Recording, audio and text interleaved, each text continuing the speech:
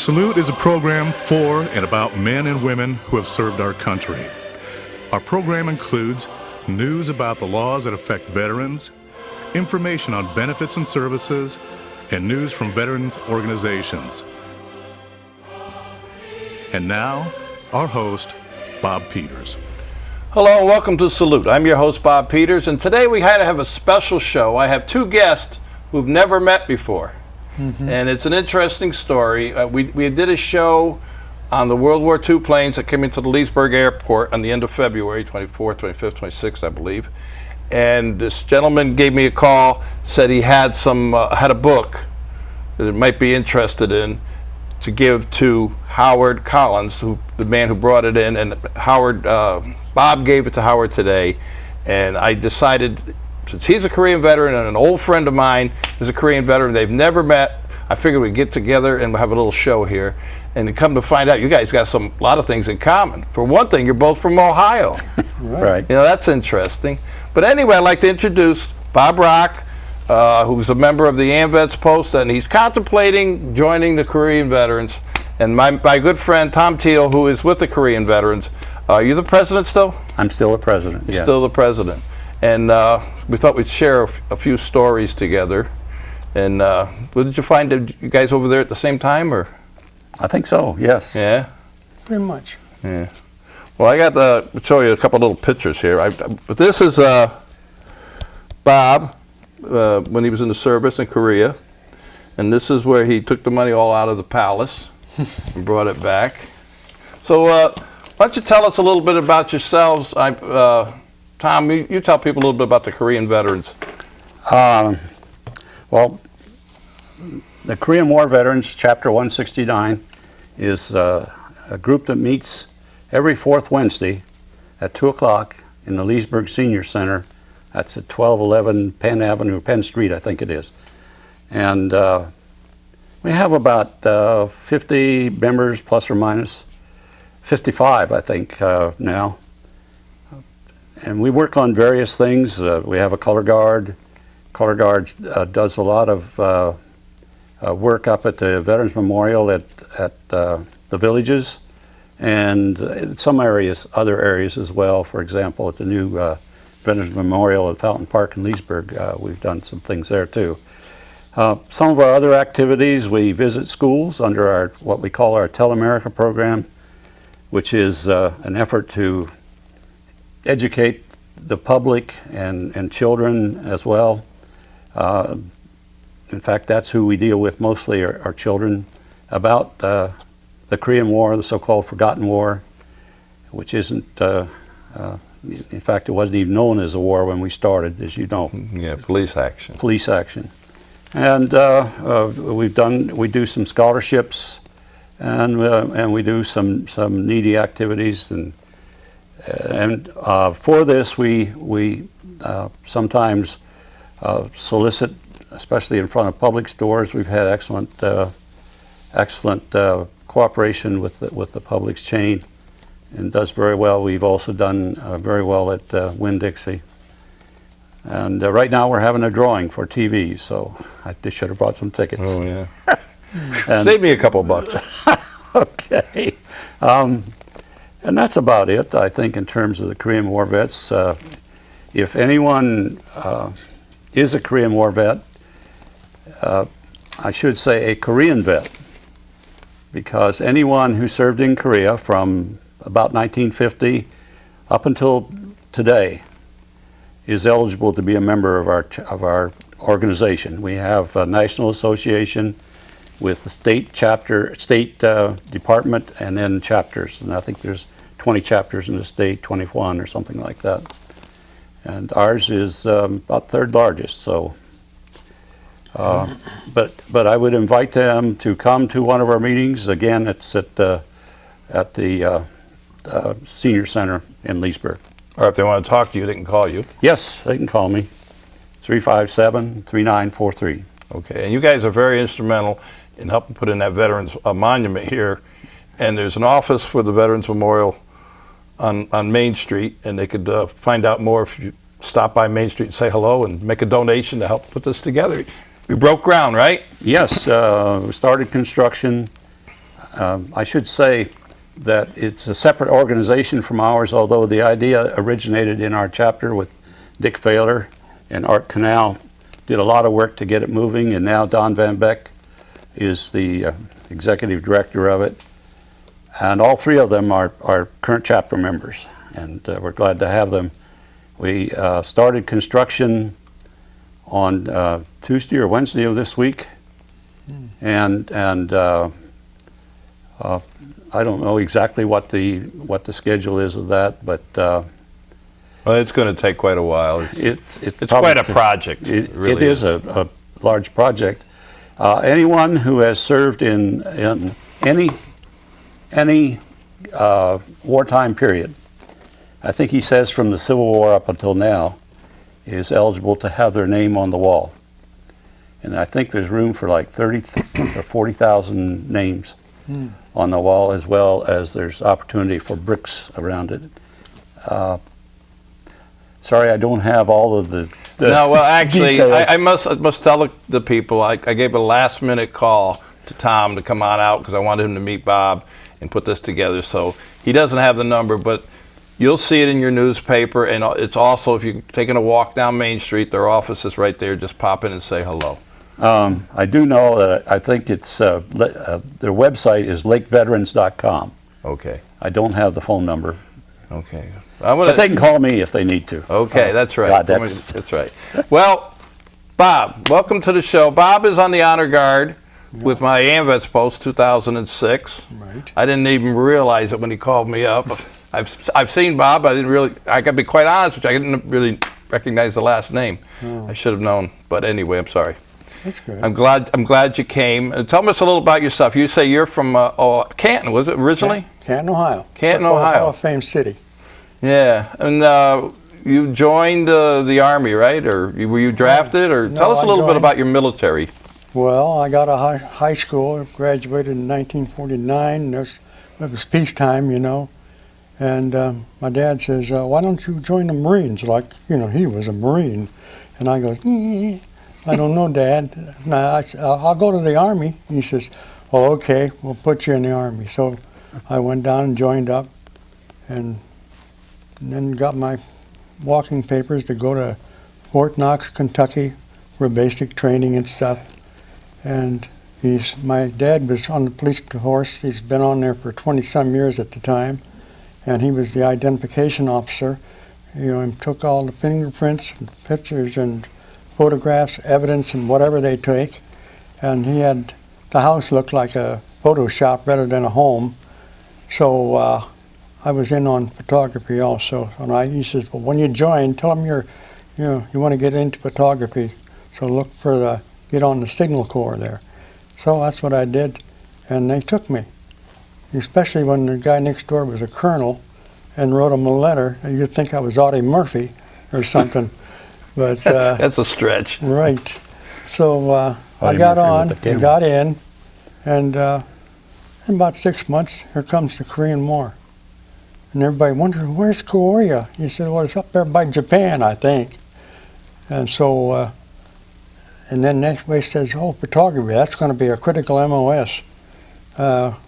Okay, you're in, and we'll be shipping you over to the Korea as soon as we can, and you can get some photography over there. And I goes, all right. And then here comes the bad news. Oh, I'm sorry, Bob, the MOS is closed now. How about you signing up for radio? And I goes, well, okay, radio school. Oh, all right, I went to radio school. Same place, Fort Monmouth, New Jersey. And about 4 months there, that became, we need the radio people now. So I learned how to put the teletype machines on the air and all that, and got pretty good at it. And then they shipped me over to Korea. And here we are, we're in the 304 signal, and they had everything it needed, but we're down on the end of the peninsula now. We're almost out in the water, and the enemy is still up in the main drag, Seoul, and etc. And I go, well, what are we going to have to do? Get on the ships and get out of here? No. And then we had General MacArthur. he was unhappy about the situation. He said, well, when are we going to kick the enemy? Let's go up north and get behind him and push him out of here. So, and then it seems that President Truman thought that was a bad idea. So MacArthur says, well, if you want to run the war, I'm getting out. So he left. He had time to engrave and everything just to go. And they put in Van Fleet and who's the other one? Ridgeway. Ridgeway. You got to ask him. I wasn't there. Yeah, Ridgeway, yep. Ridgeway and Van Fleet. And it wasn't too long after Christmas or so, they started getting the enemy out of there. And we got our walking papers, and one night we were up coming off the train there and with our stuff. We were in about 3 other guys. They stopped the train and we got off. We're in the 304 signal. Don't even know where we're at. We're out in the rice paddies. But then we, in about a week or so, we found ourselves up in the palace grounds at the Queen's Palace, the about 600-year-old palace. There wasn't any place that you'd want to live up in on the streets in Seoul, because everything was almost destroyed. It was just shacks and native huts and stuff like that. But the only place they could put us in, well, we didn't go to the university up there either, but we went out into the palace grounds. And we spent I was there for about 18 months. And one night during the bitter cold, my buddy noticed that the space heater was getting brighter in the back, and the place went into flames. It was the old zookeeper's home. It was part of the royal but palace. that was off by itself. And of course, the 8th Army got the word, and he says, "Hey, out of the palace." And it was the middle of the winter, and we went out to the... Well, I got to tell you something. This guy here didn't get to go to the palace. He didn't have one of those heaters either. He didn't have one of those heaters. No, but we did. Yeah. So I think we sent to Sears for it. Well, anyway, then we found ourselves out by Kimpo Airfield. And out there was hundreds of antennas that the Japanese had put up, as high as their telephone poles. And so he said, well, we'll use those antennas now for our radio work. So we did. And that worked out good. So in a few more months, had enough points to rotate, went stateside. I thought I was going to have to serve another year or so. This is now that 18 months is sufficient. So I got my papers and went home, got married, got a job. The rest is history. Worked for... You want to show us that picture you took? This is pretty interesting, the way you put it together, because they couldn't do panoramic cameras back then. Well, this is made about how many? 1, 2, 3, 4, 5. Yeah, just 5 turn it around photographs. there. And mind you, I'm standing up on the hill with the wind blowing without a tripod. These are 35 millimeter. And that's the runway there. And I pasted them together, and now you can see the whole panorama of this out there by Kimpo Airfield. That was Kimpo? Kimpo. Have you been there? I think I flew from there for R&R. Oh, yeah. I'm not sure. Yeah.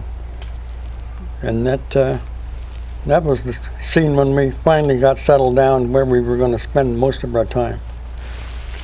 And might as well throw this in. This is the General M.M. Patrick, or a The ship troop that we were on. transport. You can hold it down a little bit there. I think it says on the back. Anyway, and this is, it was docking at Seattle. It's a little ditted dot right here on me.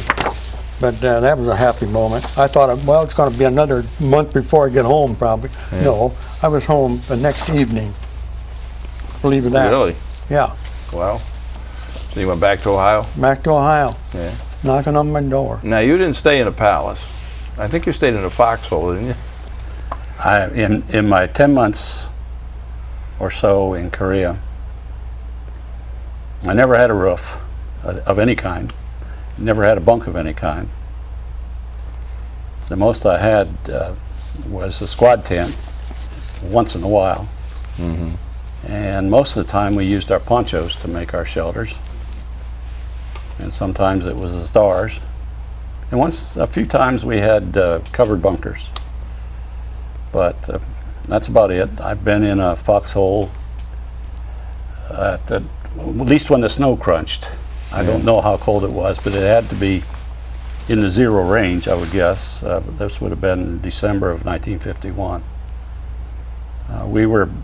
We had very good clothing, very good sleeping bags, and we had managed to use some, I'm not sure what they were, but we actually built a fireplace in our bunker. And Fireplace in your bunker. and that had some hazards because at least once I got my sleeping bag in the fireplace.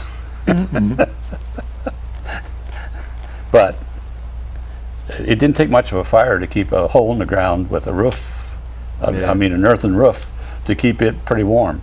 Yeah. And so that was kind of like my life. I usually use my helmet for a pillow. I would remove it slightly and move it over my face so that someone walking on a trail didn't kick a rock loose and hit me in the face with a rock. But that's Frostbite was one of the big things you guys had to deal with, and you know, I had a gentleman come in when I was up north. We had an organization called Northeast Utilities, NU Veterans, and we had a gentleman come in who, that's what he talks all about, and he was telling us about the frostbite and how at night you didn't dare light up a cigarette. Oh, that's true. Yeah. That's true. Yeah. The frostbite, the freezing problem, was probably more severe the previous winter, the winter of 50-51. I was there in 51-52. Only from what I understand from the friends that were left in my outfit, when they told me about it, you know that when the Koreans invaded, my division was the first division to engage the North Koreans. It was done at a city south of Seoul called Osan.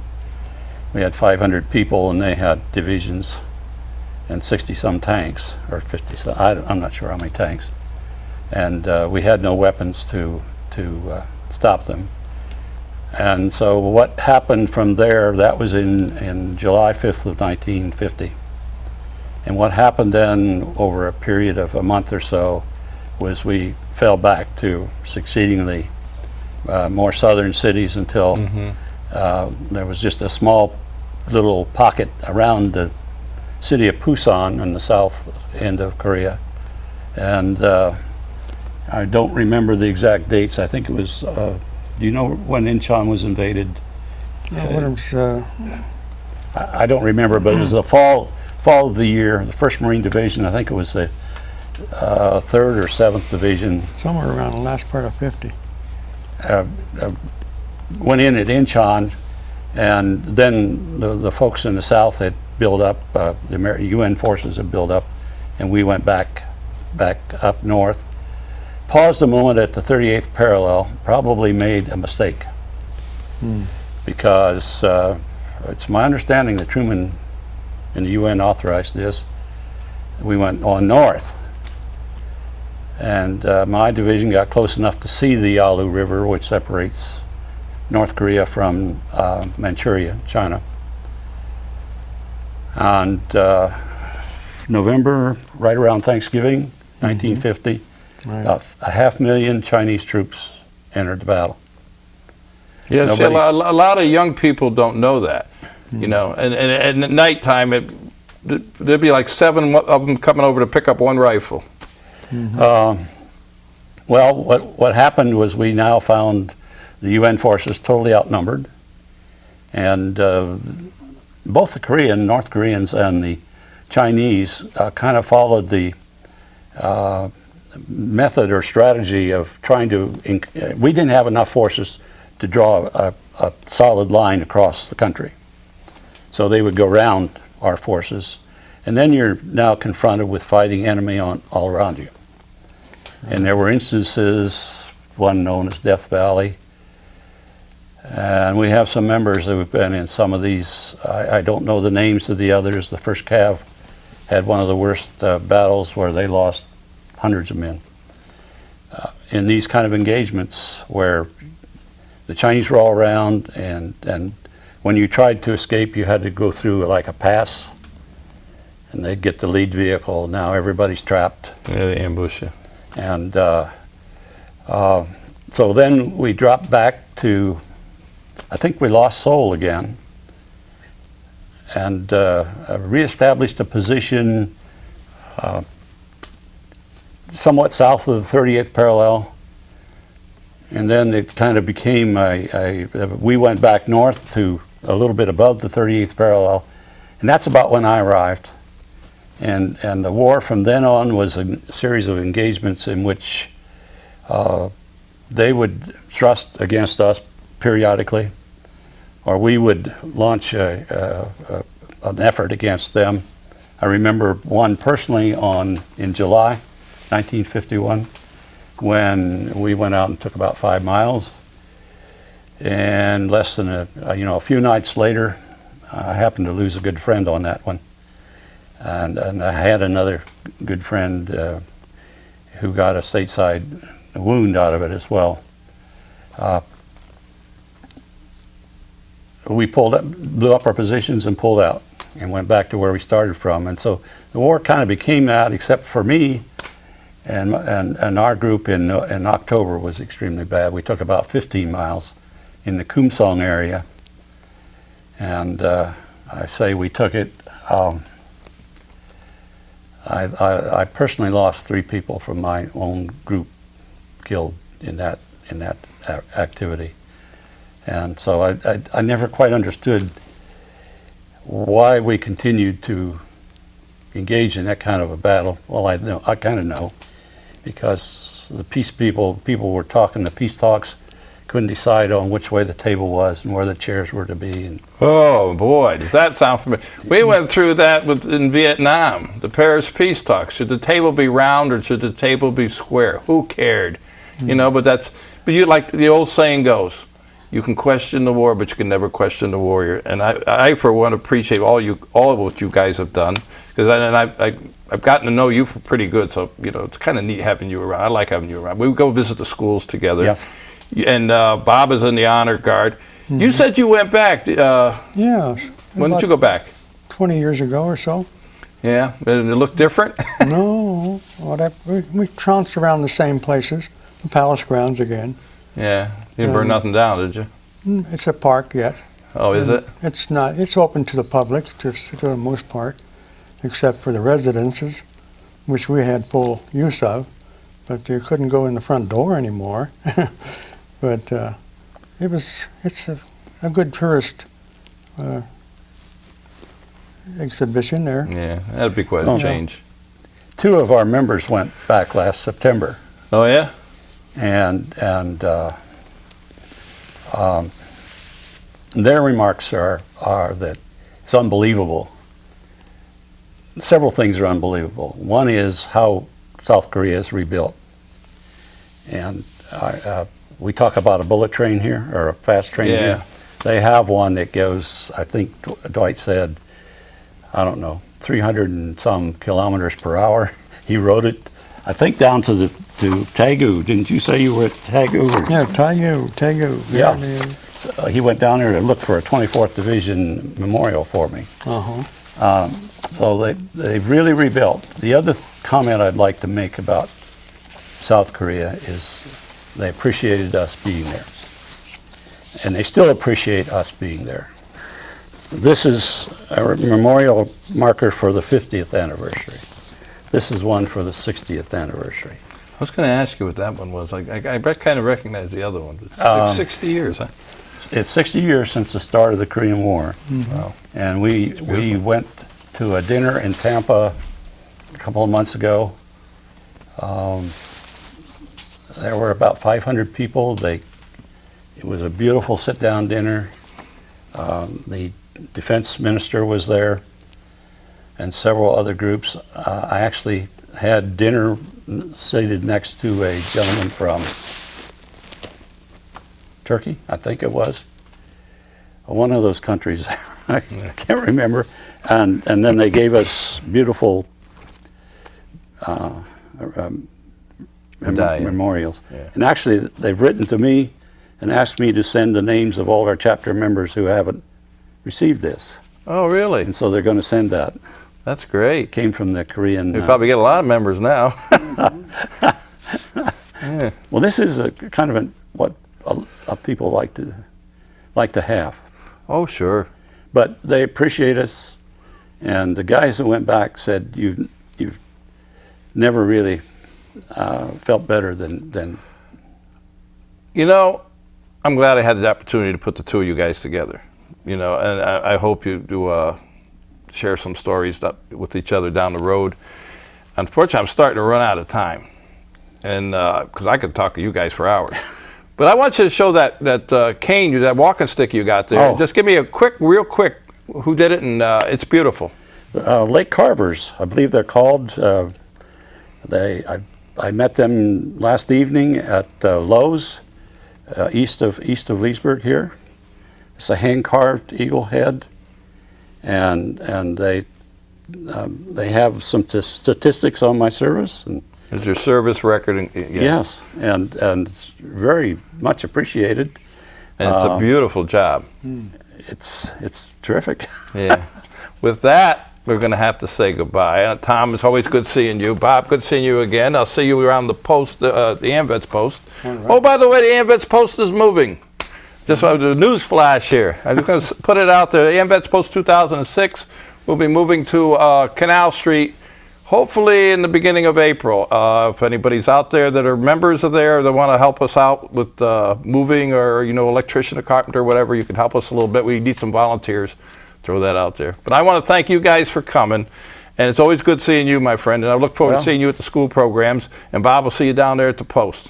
All right. So I got to say goodbye for now. So to all our veterans out there and our active military and their families, we salute you. Thank you for all you've done. Until next time.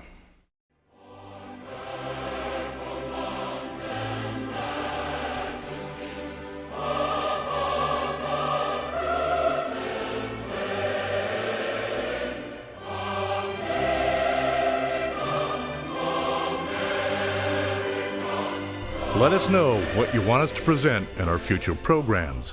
Please call Lakefront TV at 352-728-9707 with your programming ideas and suggestions.